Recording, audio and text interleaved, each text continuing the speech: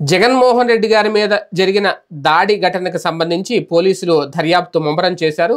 చాలా వేగవంతంగానే ఈ విచారణ చేస్తున్నారని చాలా స్పష్టంగా అర్థమవుతుంది. తాజాగా అందుతున్న సమాచారం ప్రకారం రాయి దాడి ఘటనకు సంబంధించి సిట్ దర్యాప్తులో పురోగతి సాధించినట్లయితే తెలుస్తుంది. ఈ కేసులో మొత్తం 5 యువకులను ఇప్పటికే అనుమానితులుగా గుర్తించి పోలీసులు వాళ్ళని అదుపులోకి తీసుకుని విచారిస్తున్నారు. అయితే ఇందులో ప్రధానంగా అజిత్ సింగ్ నగర్ వడ్డెర కాలనీకి చెందిన సతీష్ అలియాస్ సత్తి అనే యువకుడే సీఎంపై రాయితో దాడి చేశారు అనేది పోలీసులు ప్రాథమికంగా ఒక నిర్ధారణకు వచ్చారట.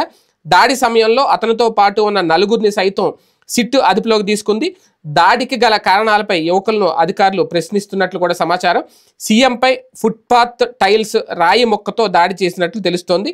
ఆ టైల్స్ రాయిని జోబులో వేసుకుని వచ్చి సడన్గా దాడి చేసినట్లయితే పోలీసులు గుర్తించారు. ఎందుకంటే ఆ టైల్ అనేది పగిలితే అది చాలా షార్ప్గా ఉంటుంది, పైగా చాలా వేగంగా కూడా వెళ్ళే అవకాశం ఉంటుంది. మరి అది నిజంగా అంత కుట్రపూరితంగా చేశారా ఏంటనేది తేలాలి.